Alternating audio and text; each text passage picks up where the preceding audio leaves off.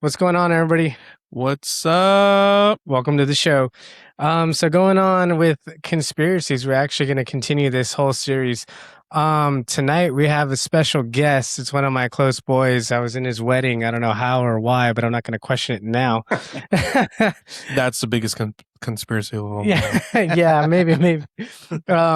What's funny is we have this crazy picture. Oh, sorry. Without further ado, Trevor, my boy, what's going on? Can you hear us coming in? What up, Trevor? I can hear you guys. Yep. You're coming in clear. That was a little loud. All right. That's all right. First thing he told you. Yeah. So Trevor, joining us tonight. We're going to talk about Shooter. We're going to talk about Patsy's possible Patsy's and possible assassinations that, maybe did or did not exist. JFK? Yeah, we could talk about that one too. Abraham Lincoln? There is a note that I got, some critique from one of my friends. I got to give him a shout out real quick. My boy Nick told me, you know what, you need to talk a little louder because I'm too quiet. And he's like, I came here for this show, not for Fonz. I mean, he's cool. But I need to. You're a little. I need to say it with my chest. Do you want me to just mute Fonz real quick? Yeah, we could go for it.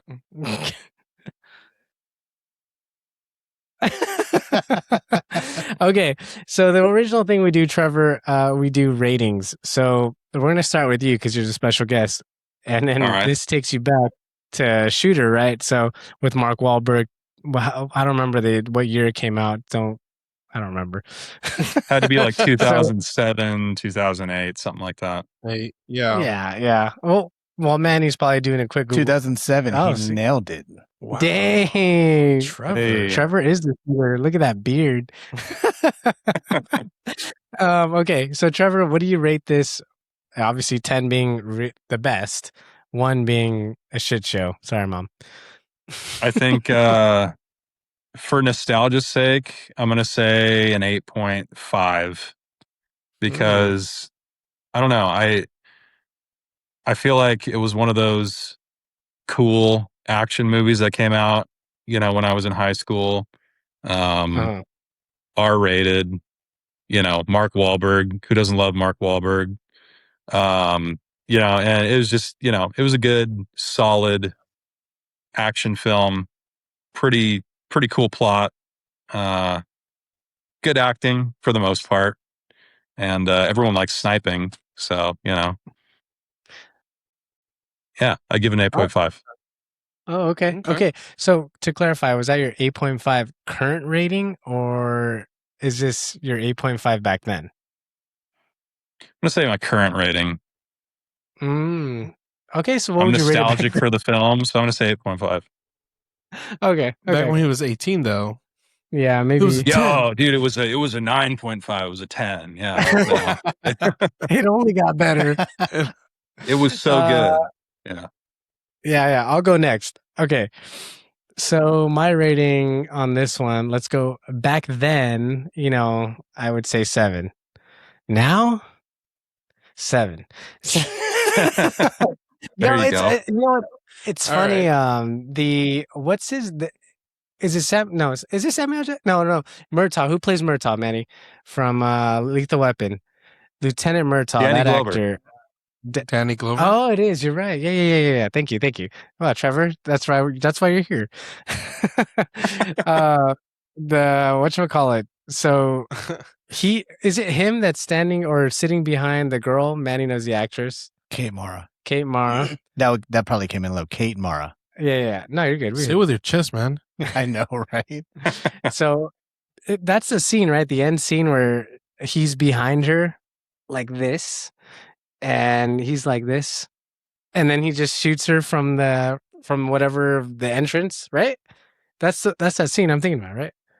Correct me if I'm wrong. The cabin scene at the end? Yeah. Is it? I think so. I don't know. I might be mixing up. The cabin scene is where the not in there. The cabin scene, she's not there. She's not there. She's not there, but they do walk away together in the end. You're thinking about the mountain scene. Yeah. With the guy holding you're thinking of when they're on the top of the mountain in the snow. There we go. See, correct, but that's hilarious. I thought that was funny just because you just see him like I don't know. I don't He's know where got I the was going with that. shotgun taped to his hand. Yeah. Yeah. So I don't know. I think it's funny. Back then, it was okay for me. Now, I would go as far as 8.5. That's what you said, right, Trevor? 8.5? That's what I said. Yeah. Okay, yeah. I think, I'm going to go on that train. What about you? I think it was a great movie. I give it a 9. Then and now? Yeah, then and now. I was excited then. I watch it now and still excited about it. It's a great movie. All right. It's just a movie. Oh, okay. That's it. That's all you got for us? That's all I got. Okay, man, let's do a rating for you. He's boring. I want to say back then, even now, it probably would have been an 8. The plot from the beginning, the way they reel him in to do everything, and him becoming, what's the word for it? Scapegoat? The Patsy scapegoat. Yeah. Patsy. Yeah. Patsy. You heard him. You heard him first here, it was I just thought it was cool. The whole storyline, I thought it was cool. I've seen it so many times that sometimes now when it's on, I'm like, okay, I've seen this 1,000 times. But it's still good. Maybe now and then I'll be like, oh shit, yeah, sorry. Let me throw this on. I'll watch the whole thing. Ms. Rosa, I hope you realize I want you to start counting. It's not my jar. It's theirs. Are you looking at the camera? It's theirs, okay? Okay. Them. I got a question though for Manny, and then Trevor, you can follow up and see how you feel about it, or we could do this vice versa. Actually, let's go Trevor first. Let's flip this. Now I just created an alternate parallel universe. Okay. Oh, here we go. Okay, so Here he goes. Trevor, so how accurate would you say that movie was when you talk about him and you talk about Mark Wahlberg, proving himself not guilty because of his safety, I believe it was. What, Manny, hold on. I can tell. I see you're getting anxious there. I want to hear from Trevor first because Trevor also is man of arms, if I'm not wrong. All right. Well, first off, it was the firing pin, not the safety. There we go. See? So yeah, no, I thought that was a smart, albeit kind of autistic way to show that he was, a really, just a true marksman, somebody who really knows their weapon inside and out. And I thought that was really cool because they sold it. They sold the character there, and I was like, all right, that's interesting. I never would have thought of someone doing that, but I guess if you're high profile enough, you can never be too careful. So it worked out in his favor in the movie. Yeah. All right. Well, let's hear the rebuttal from Manny. No rebuttal. He nailed it. I agree. That when they did that, I was like the Leonardo DiCaprio meme where he's pointing at the TV. Like, that's it. Oh. Because you need a micrometer to know that it's not going to strike the pin, the back, the primer. Sorry, the primer. You can't see that with the naked eye. So him as a true marksman, as a true sniper, he knew I can just shave it down a little bit, put a different one in there. It won't fire. Nobody can use this against me. It's basically what it was about. What's that scene in SWAT I'm thinking about? What it says? Poker scene? Is it a sniper scene? Beats 4 races in Compton. Is that what he said? Hello, Cujo. Yeah, beats 4 aces in Compton any day. There you go. That's what I'm thinking about. That's all I think about when I'm sniping. I'm like, all right, how do I play poker? Okay, so the reason we bring this up, y'all, is because, things aren't as they seem, according to Trevor. Just kidding. According to us all, I feel like things aren't adding up. Singling me out. I was like, we're profiling the guy. Yeah. This one. Yeah. Dude, I should have worn my tinfoil hat. Yeah. That's what we were saying. I think we should have just done that. So Trevor, tell us, how do you feel about Patsy's? Tell us the first thing you think about when I say that. Who comes to mind? High profile assassination. JFK. Charlie Kirk. Oh, JFK. And that's coincidentally Charlie Kirk too. I mean, in more recent history, 100%. In my mind, that's the only thing that makes sense to me based on the evidence I've seen and in the pretrial hearings. So, wait, JFK or Charlie Kirk? Charlie Kirk in more recent years, but JFK, I mean, the Warren report, in my opinion, was complete. Can I swear? I can't swear. Huh? No, It you was we, I mean, There's a BS. swear jar, so just We'll So just take your Venmo. yeah, there you go. Sorry, Mama. there you go. So I was gonna. No, go ahead. Go ahead. No, I was just gonna say, yeah, it's I think they're more common than we like to think of. You know, it seems like they're probably only used in high profile situations, and I think it all kind of blends in with the whole MK Ultra program, that kind of thing. A lot of shady stuff has gone on behind closed MK doors Ultra? in our government, so Can you I'm not elaborate? surprised, at least. Yeah, elaborate for that guy. What's up? Oh, MK Ultra. So like mind control, like government program. I think in the 19 was it 70s and 80s. 60s? Was it the 60s? I think with the hippie movement and everything, kind of the start of the whole process of, no, it was before that. I think too, wasn't it? Dang. I don't know. I think World War II opened up a whole Pandora's box of just human experimentation. So, when was it, Manny? So it says that active from 1953 to the 60s. 53 to the 60s. Okay, gotcha. Yeah, that kind of tracks with like the first. I mean, JFK's assassination. We've got Oswald and Ruby or Rubenstein. Yeah, I was gonna say,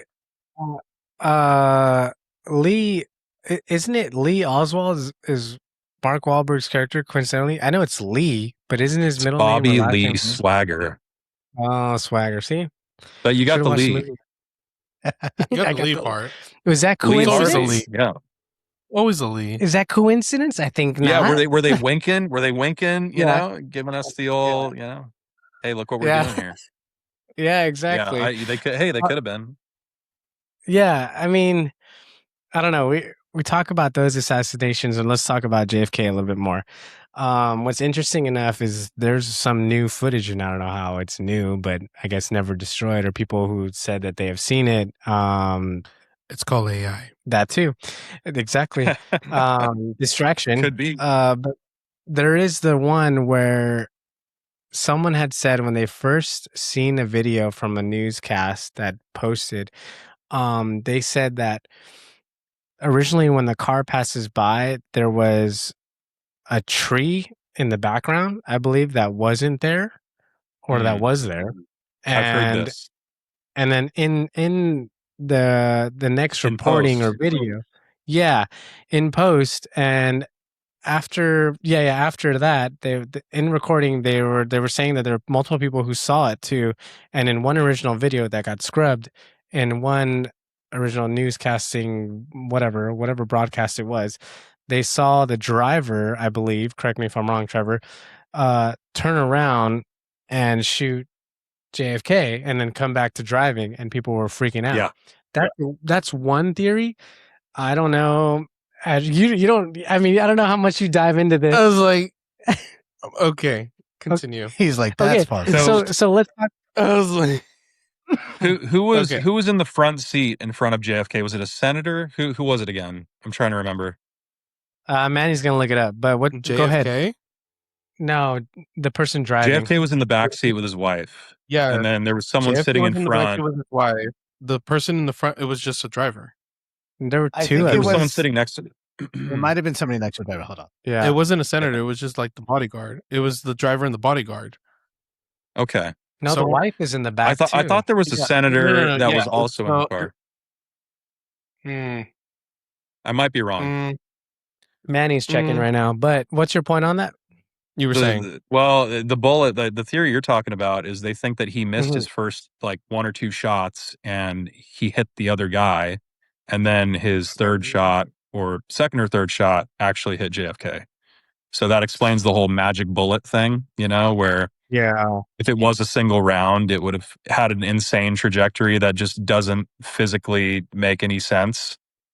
But no, they did say that it was 2 shots. The first shot was missed, and the second shot was actually hit, because I think it was either the driver or that passenger that got like scraped or like skinned or something. It went through his shoulder and then out his arm, I think is what it is. Yeah, something like that. Yeah. Like it was the like bullet. it The wasn't bullet did necessarily a weird flesh stuff in his wound. body. Yeah. Yeah, it wasn't necessarily a flesh wound, but it was something. And they were saying that, at first, at that time, they were saying, it was just one bullet and somehow it ricocheted, but that didn't make any sense. And they were saying, no, what makes more sense was that, no, there was one shot that missed, and then there was a second shot that actually hit. So, and it was just kind of like the trajectory or the wind, and then they go specifics, and they went into some science and math and that. But that was actually, stated. Okay, wait. So Manny has some info for us. What? So does 3 rows sound familiar? 3 rows. 3 rows. That's what's 3 rows in the car? Yes. I only know 4 rows. Correct. So there's the passenger rows, row. and then there's the driver row, right? Yeah. So the front row, which was the drivers, happened to be 2 Secret Service agents, one the driver and another agent. The middle row was a governor, John Connolly, and his wife, Nellie Connolly. Governor, yes. And in the rear, the president and first lady.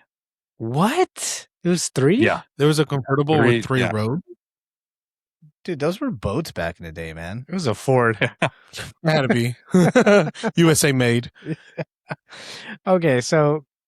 Well, I mean, they did have like those conversational station wagons back in the day, so I guess. Let's debunk this. Do we think that Lee Oswald is the actual shooter, or do we think it's the I thought it was Booth. Oh, you're right. No, is it? Booth was Lincoln. Booth was Lincoln. Oh. Yeah. That's another one we could talk about. But let's debunk this one real quick. As experts, everybody raise your hand if you think Lee Oswald is the one, or if you think and there's a show on that, and I can't remember the show. It's with James Franco. That you guys should check that out. It's on Netflix, short series. Oh yeah, I never got onto that. Something. Yeah, 19. Yeah, I'm like 18. I'm thinking Yellowstone. So let's all raise your hand on 3 if you think it's Lee Oswald. Tight. Okay, good. We're unanimous. It's the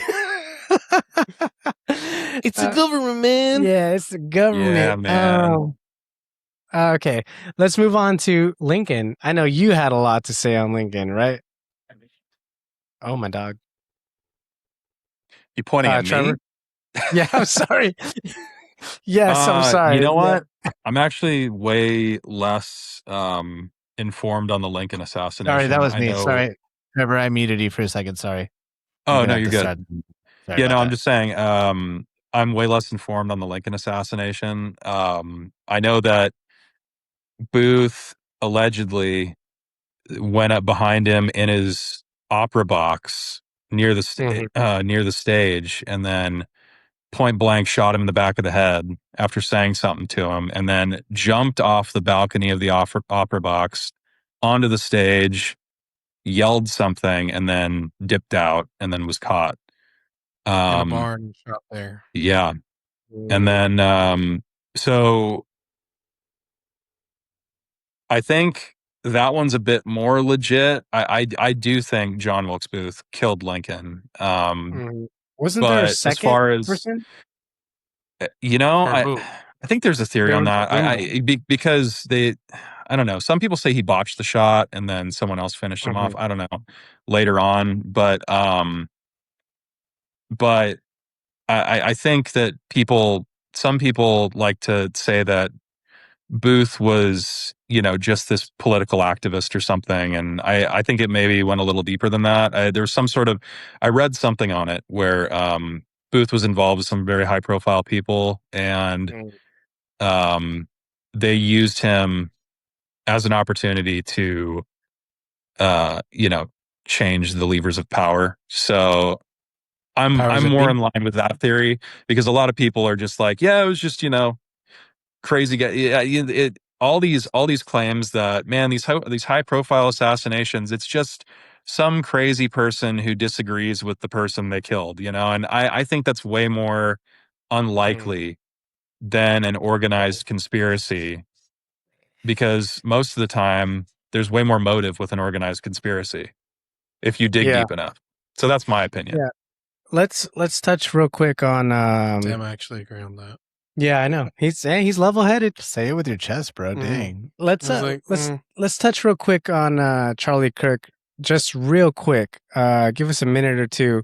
Bro, they're listening, so be careful. I know. Are we talking explosives in the lapel? Are we talking the actual shooter? Are we talking the shooter on the ground? There was multiple theories on that one. Give us your small take on that one, and then we're gonna jump to our biggest one is Epstein. So yeah, go ahead. In short, I tend to align with the lapel mic theory. The minute I heard that, it made a lot of sense just based on the footage that I saw. I shoot guns. I'm not an expert marksman. I don't shoot every day or every week or every month even. But to me, a 30-06 entering a target as soft as a human neck from 150 yards away is not going to enter the neck and not create an exit wound. It just it just can't. In my opinion, it can't physically happen. It defies the laws of physics. And people say, well, there's cases from World War II of the 30-06 round entering a human body and then exiting a different part of the human body or being retained in the body. And I'm like, okay. So if we look at those cases or those claims, you'll notice that every single one, almost every single one, the bullet enters through the chest cavity and either exits somewhere else or is retained after it hits a rib, the spine, whatever else is in the way. The human neck is probably one of the softest parts of the human body. And this whole idea that Charlie Kirk's adamantium-infused vertebrae stopped the bullet is insane to me. I think that's one of the most insane things I've ever heard in my life. So the whole thing reeks to me. I don't think there was a second shooter in the crowd. I think that we have clear footage of the trigger man. And his name's escaping me at the moment, but it was one of his security team. And the thing that sold me on that was seeing their reactions as they had jumped on his body to not render aid, but to recover all the equipment that was on him prior to doing anything else. And you can see in the footage that they're smirking and smiling. So that sold it for me. I was like, okay. So we see him touch his detonator in his sleeve. The second he does that, pop, shirt puffs up from the side. Yeah. I've never seen anything. I haven't seen a lot of people been killed. I've never seen anyone be killed before. But it doesn't make sense to me that the impact in the neck would create the opposite side shirt to puff up a little bit, especially where the mic was sitting. So to me, the whole thing, it looks pretty clear cut, but our justice system's whack, in my opinion. So, they're not going to investigate it. Yeah. Manny, you concur? So I didn't actually really dive too much into it, but based on the physics of the way it all went down, I definitely do agree. It didn't, just something was off on there. Manny's an expert marksman, aren't you, Manny? Last I checked, yeah. Nice. Hey, let's go. Hey, in Compton, huh, Manny? Oh, okay. And isn't that interesting? We had another shooting, and I'm just going to touch on this briefly. We had another shooting, right? Our president had an attempt twice, I believe. The first one was in, where Butler. was he, Trevor? What was that? Butler, Pennsylvania. There we go. And then that one, I don't know. We can all raise our hands whether that's fake or not. I'll start. Are we raising for fake? Yeah, for fake? Oh, yeah, okay. dude. It was absolutely fake. Now totally that we're fake. looking at it more, Damn. So for shame. To give a hi, little buddy. nuance to that, I do think that the fireman probably did get killed. The one who took the bullet.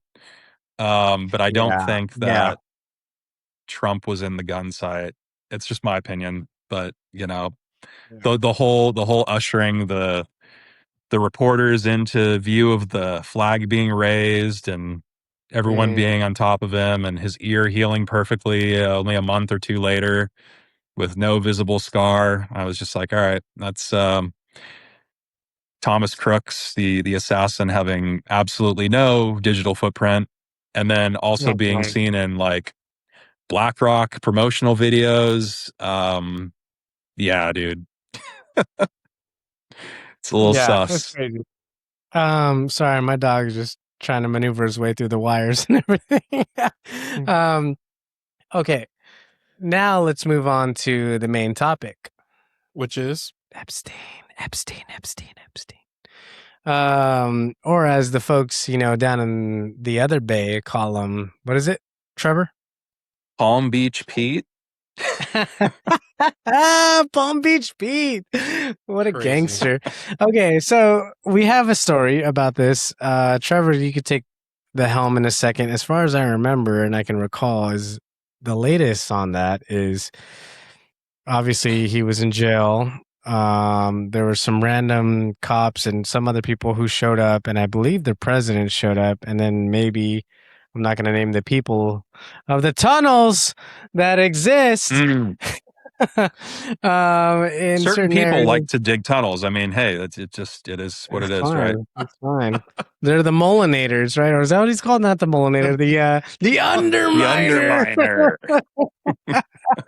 No one's above me. Yeah, but I'm under everyone. I'm below. I don't know what he says. Yeah. So we have certain people of certain powers showing up. Apparently, this is all speculation, right, guys? So don't take anything Jokes. We say. Ha ha ha. Yeah, anything we say seriously. Don't shut us down, guys. Come on. Deep cuts, dumb takes. We're dumb and we're taken. So anyway, moving on. Whoa. Anyways, Fonz, dang. We're taking names. How about that, Fonz? There you go. Okay. So apparently there was a random body drug in. No, that sounds wrong. Drug. Okay, let's move on. There was a body brought in, and so a random body that was obviously deceased, and nobody knew what it was. Everyone was talking like, "What the heck is going on?" And then there's people like, "You need to go take a break." And there's other people brought in. Correct me if I'm wrong, Trevor. You know the story better than I do. However, it resulted in him being not dead and the body being hanged. That's right. Grammatically correct, I believe. Trevor, take it away. Sure. Where to begin? Yeah. So it's a lot. So the corpse, like you said, brought in. Conveniently enough, there's a huge lapse in the camera footage in front of the cell. Much like the body cam of the officer who went to check the other building during the Charlie Kirk incident. But that's neither here nor there. The body they removed from the cell, someone got a nice side profile of it before it was zipped up in the bag. And if you look at the physiognomy and the side profile of the face, and the ear doesn't match, the nose doesn't match, the chin, it ain't it. So that's your first big clue, right? You go, well, let's compare the ears of old Jeff and this corpse they haul out, and it just I'm not convinced. And I don't think a whole lot of people are, to be perfectly clear. So it's not a real controversial thing to say, but yeah, I don't think for what purpose, I don't think he killed himself, and I think he's still mucking around either in Florida or in some place that rhymes with smell of Eve. So yeah. Wait, Trevor, Fonz wants to know, for what purpose is the faking of the death? What does that serve? What do we gain? What does he gain? I think that what it does is shuts down any official investigation into any sort of operation that they assumed was happening or could maybe even prove was happening. Because if you have the kingpin dead, then the operation shuts down, right? And they're just more careful from that point on. And you have something on the books that says this has been concluded. And I don't think that there are enough brave people. I mean, there are plenty of brave people, but no one in high enough positions of power to really, like, I mean, the main ones who challenged it, like the main three, have all been like outed from politics at this point. And that's Marjorie Taylor Greene, Thomas Massey, who's on his way out the door, and then who was the other one? I know they took out Matt Gaetz.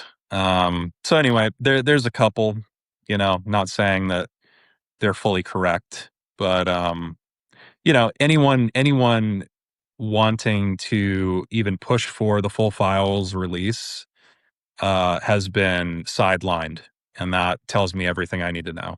So Fonz has something to say. I could feel it. He's Go sitting for in it, man.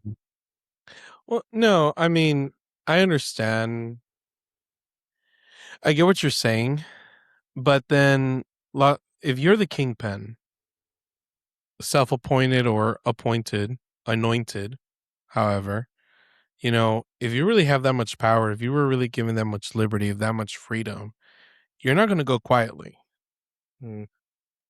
At some point, you're going to want it back. That's Sure. just that's just the avarice of humankind. Especially if you're getting it firsthand and so willingly, you're not going to just automatically just, oh, okay, well, I got caught, so let me just, belly side up and let the next person take over. Exactly. That doesn't make sense. That us as humans, we just wouldn't do that. And you see that in our everyday lives with just, the common Joe. True. But I think that's what he's saying. That's kind of what I'm saying. Yeah. I'm agreeing with you on that, because that's why he's not dead. That's why he's still operating, but in a more subtle capacity. And to be clear, I don't even think he's close to the top. I think he's a fixer. He's a low to mid-level fixer for his people. And he's not even that smart. I mean, you listen to the guy in interviews, he's kind of a nerd, kind of a goofball, kind of a weirdo. He can relate to people enough, but his Bannon interview, the dude's uncanny. So I mean, it's interesting that somebody who was put up as some sort of math professor is funded millions, and I think maybe even billions of dollars at a certain point. And it was given insane assets, like one of the craziest penthouses in New York. And a guy who was failing as a math professor too, on top of that. So it's really interesting how he went from that to rubbing elbows with the most powerful people in the world. So I think that says a lot about the way things actually work. And the sort of the facade, the veneer over our world that we know, our reality. Our reality is very simple, and then there's actual reality, which is insanely complex. And all it takes to form a really complex conspiracy is a few people doing a simple task. And if each person completes their task and does well enough at it, and the less they know, the more you're likely to get away with it. And that's just my opinion. Damn. I have to readjust my headphones. That was wild. I just was in for the ride for a second. Yeah, I don't know. I mean, we have the people of the Jays. We have Epstein. And then we have Diddy. I think that's where we're relying on, right? Somewhere along. You want to talk about the Vatican too? Yeah. Oh, God. Hey, you know what? We'll have to invite. Hey, I know. I know some of you are probably brought up Catholic, but hey, it's all good. Careful there. No hate. They know everything. Apparently. And then we'll talk about those tunnels, the catacombs. That's crazy. Oh, that's insane. Yeah, but man. I think that's a good spot to end on, Trevor. And I appreciate you joining us tonight. It's been fun, as always. And I thank you for doing this with us. To maybe shed some light. Yeah, or not shed some light. Whatever you guys want to believe in, it's up to you. This is all speculation or speculation, as the Gen Zs say. I think speculation. All right, guys. Fonz is going to give you guys some hearts over here because Trevor's here and he wants to see it. I don't think he's ever seen it happen. Fonz does this thing where he gives hearts to all of our audience and the people who care about us. Oh, now. Oh, okay. Well, first heart. Oh, look at him. Look at him go. Second heart. It's beautiful. Always. Hearts. Look at him. Look at him. Look at him. All around.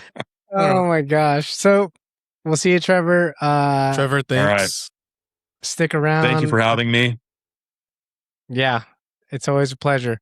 Yep. All right, brother. I'll catch you later. Guys. We'll see you. All right, guys. Peace out. Peace. Later. Peace.